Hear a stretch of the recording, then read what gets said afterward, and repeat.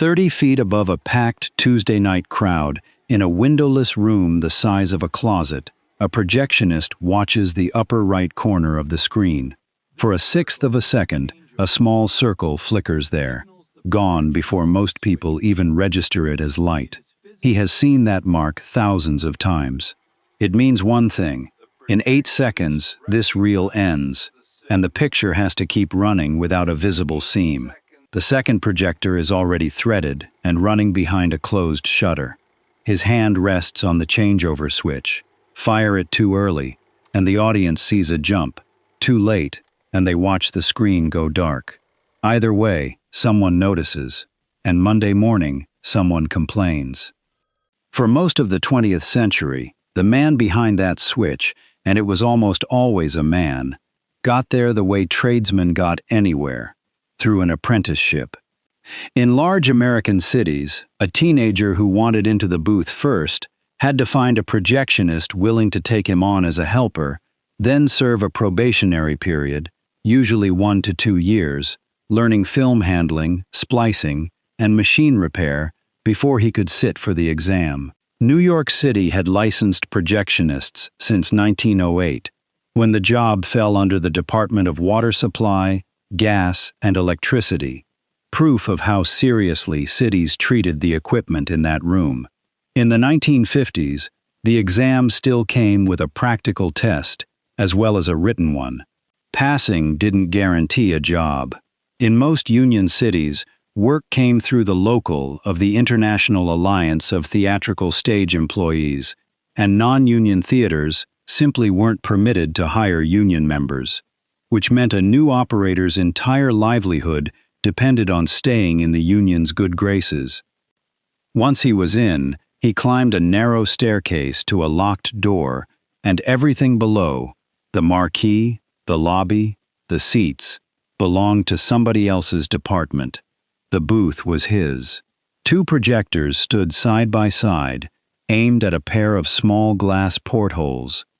A rewind bench, a splicer, a shelf of spare parts, and, mounted above the projector heads, a carbon arc lamp housing that hissed and glowed like a small forge. The air smelled of hot metal and film cement. For 8 hours a night, 6 nights a week, this was the whole of his world. In a larger house, he wasn't necessarily alone up there. Bigger theaters carried a chief operator who answered to the manager downstairs and was responsible for everything happening above the auditorium ceiling, with 1 or 2 assistants working under him. A small internal hierarchy that mirrored the union's own structure of apprentice, journeyman, and chief. Advancement meant seniority, not a diploma. A projectionist who stayed in one local for 20 years could expect steadier assignments and a better house than the newest man on the list. And the difference between a downtown movie palace and a neighborhood second-run theater was often the difference between a comfortable career and a hard one. A feature film didn't arrive in one piece. It came as a stack of reels, usually 5 or 6. Each one 10 to 20 minutes of 35mm film wound around a metal core the size of a dinner plate. Before the first show, the projectionist inspected every foot by hand on the rewind bench, checking for torn sprocket holes, dirt in the emulsion, and old splices that might not survive another pass through the gate. A weak splice meant a film break in front of a full house, a wall of noise, a dark screen, and every eye in the auditorium turning up toward his window.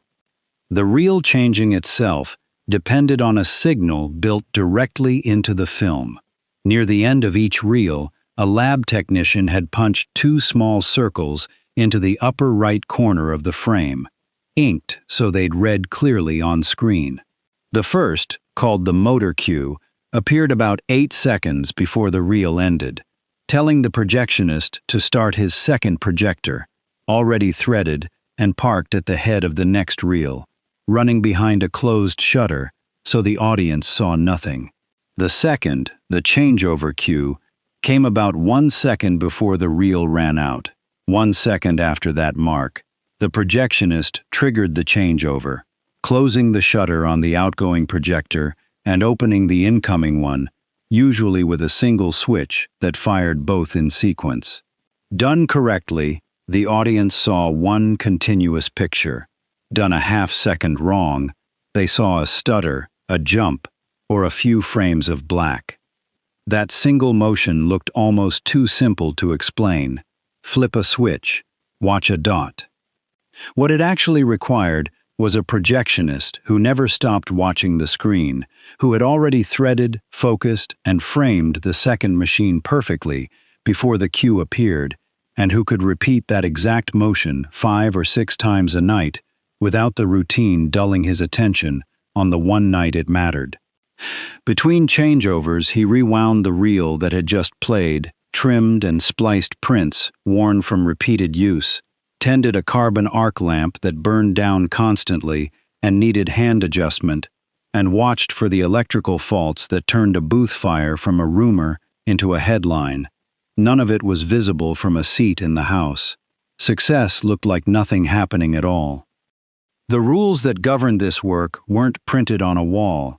They were enforced by fire marshals, by union locals, and by an audience that could turn hostile in an instant. The oldest rule concerned the film itself. Until the early 1950s, most theatrical prints were made of cellulose nitrate, a plastic chemically close to gunpowder, capable of burning underwater and nearly impossible to smother once lit. Fire codes responded accordingly.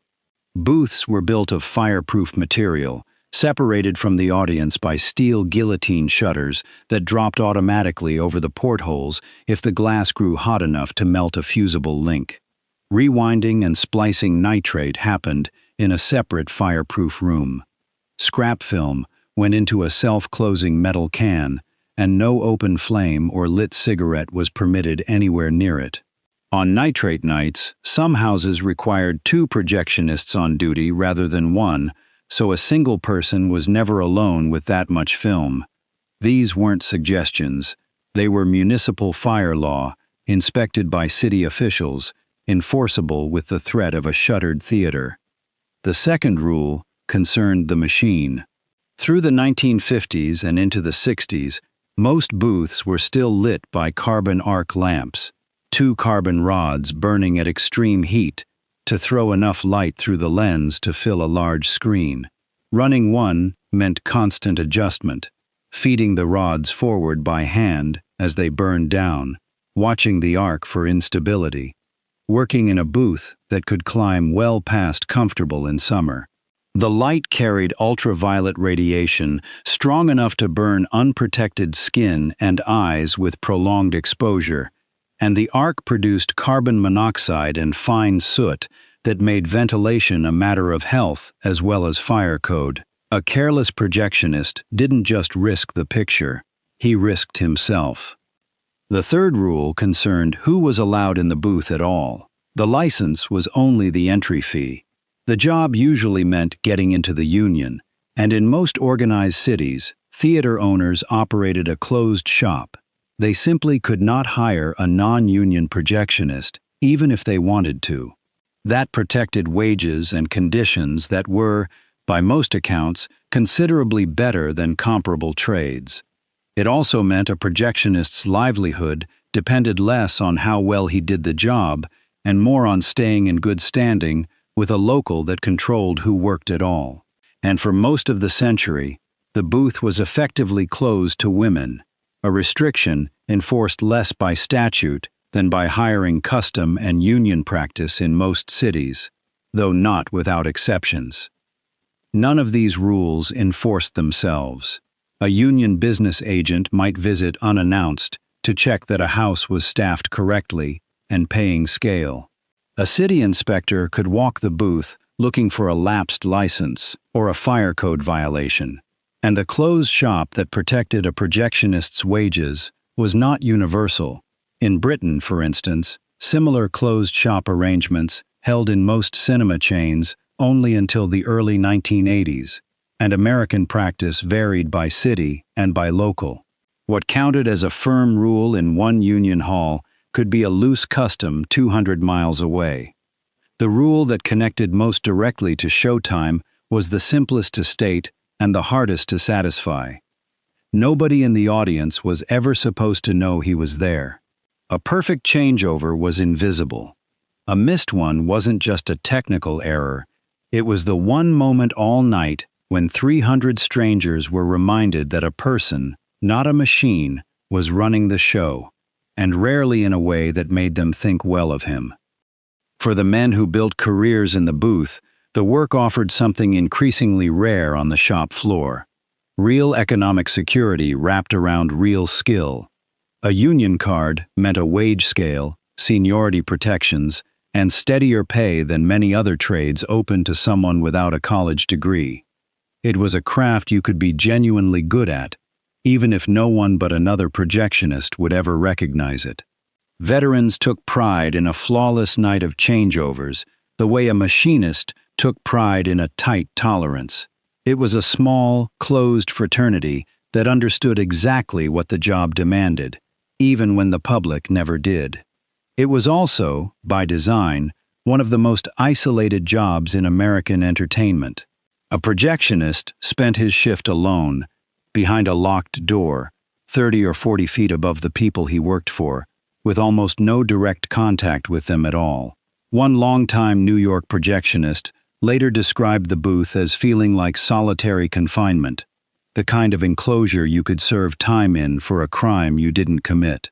The heat of a carbon arc lamp in July, the low, constant threat of fire, the risk of an ultraviolet burn from a lamp handled carelessly, the hours that ran late and often through weekends, these costs accumulated quietly, in a room nobody else ever entered. And there was a deeper trade built into the structure of the job itself. Success meant total invisibility. The more perfectly he worked, the less anyone had reason to think about him at all. He held enormous, uninterrupted control over exactly what several hundred people saw and heard for 2 hours. Control that in almost any other line of work would have come with a title, a byline, a credit. Here it came with a locked door and a punch clock. The job paid him for precision and asked him, in the same breath, to disappear. Back in that booth, on that Tuesday night, the changeover cue flickers across the screen, exactly on schedule. 1 second later, his hand moves. The shutter drops on the first projector and rises on the second in one fluid motion. A motion made so many thousand times, it no longer feels like a decision, only a reflex, trained into eye and hand together. In the auditorium, nobody looks up. Nobody notices a thing. That is the entire measure of whether he has done his job well. What made that unremarkable half-second possible was everything built around it for decades. The apprenticeship that taught him to thread a projector without looking down, the licensing exam that forced him to understand fire risk and electrical current before anyone let him near a nitrate-era lamp, the union that made his standing worth protecting carefully, and the 1,000 earlier changeovers that had already taught him exactly how the switch felt, a half-second before it needed to fire. When a changeover went wrong elsewhere in the city that same week, the consequence was immediate and audible. A jump on screen, a ripple of complaint through the seats, sometimes a manager's phone call before the reel had even finished. There was no forgiving margin. The job's entire reputation rested on a threshold most audiences couldn't consciously name, but reliably noticed the moment it was crossed. He finishes threading the reel that just played back onto its take-up spool, sets it aside for the next rewind, and turns to ready the following changeover.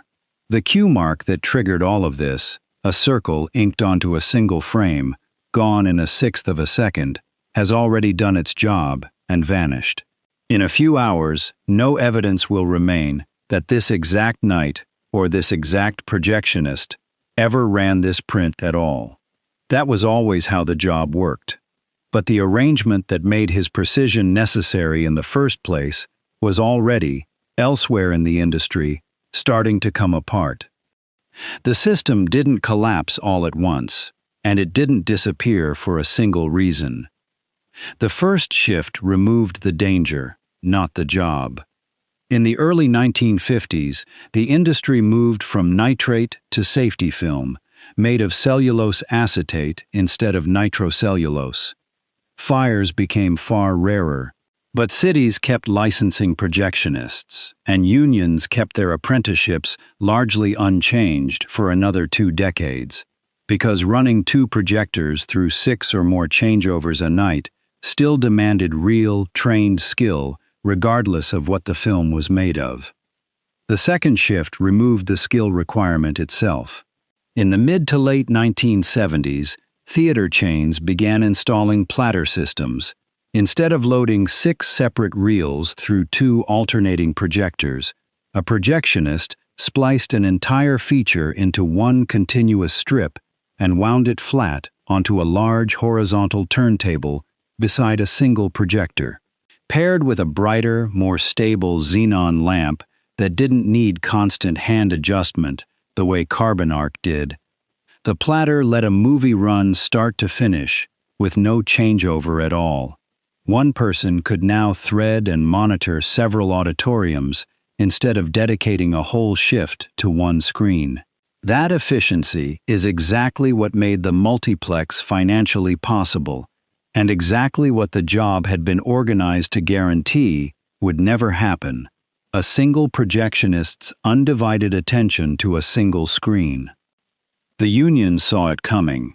At its 1986 convention, the president of the ATSI told delegates that automated booth equipment was displacing projectionists. Even as it created new maintenance work the union needed to claim for its own members. By 1990, he was describing 20 years of steady erosion in projectionist jurisdiction. The fight over who controlled the increasingly automated booth continued for years, but the underlying arithmetic didn't change. Fewer trained operators were needed to run more screens. Digital projection finished what the platter started. Through the 2000s, studios began replacing 35mm prints with digital files, and by the early 2010s, most American theaters had converted.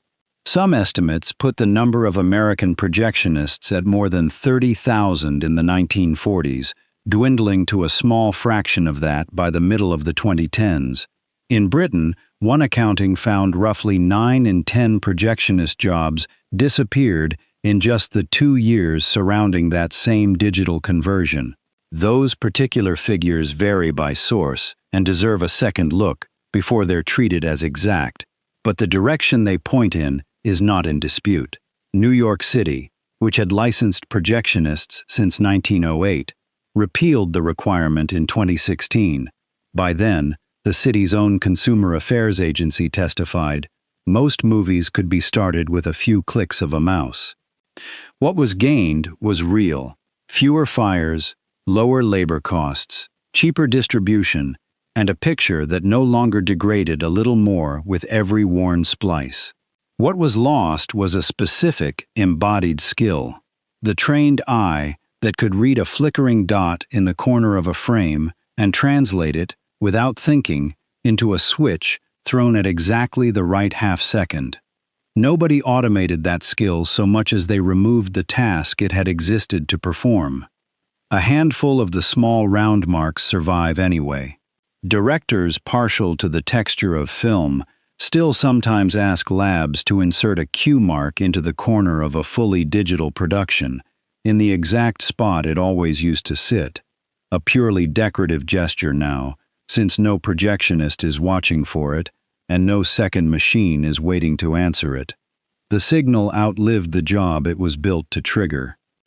In a handful of repertory and archive cinemas, someone still climbs the stairs to a locked booth, threads an actual reel of 35mm film by hand, and watches for that same flicker in the corner of the frame, because for a small audience, that flicker, and the person still willing to answer it, is the whole point of being there.